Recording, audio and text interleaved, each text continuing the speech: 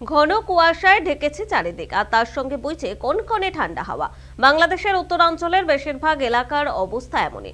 উত্তরের পাশাপাশি দেশের অন্য অঞ্চলেও শীতের তীব্রতা আগের চেয়ে বেড়েছে। তীব্র শীতের কারণে উত্তরের জেলাগুলিতে বেশি সমস্যায় পড়েছেন খেটে খাওয়া মানুষজন। কনকনে ঠান্ডার কারণে বয়স্ক এবং শিশুদের জন্য স্বাস্থ্যের ঝুঁকি তৈরি করেছে। অনেকেই জরুরি প্রয়োজন ছাড়া বাড়ির বাইরে বেরোচ্ছেন না। শনিবার সর্বনিম্ন তাপমাত্রা ছিল 8.8 ডিগ্রি সেলসিয়াস। আবহাওয়া দফতরের তথ্য অনুযায়ী রাজশাহী, পাবনা, নওগাঁ, চুয়াডাঙ্গা, কুষ্টিয়া সহ রংপুর বিভাগের বেশ কিছু অঞ্চলের উপর দিয়ে মৃদু শৈত্যপ্রবাহ বয়ে যাচ্ছে। রবিবারেও আবহাওয়ার এই পরিস্থিতি অব্যাহত থাকবে বলে জানিয়েছে আবহাওয়াবিদরা।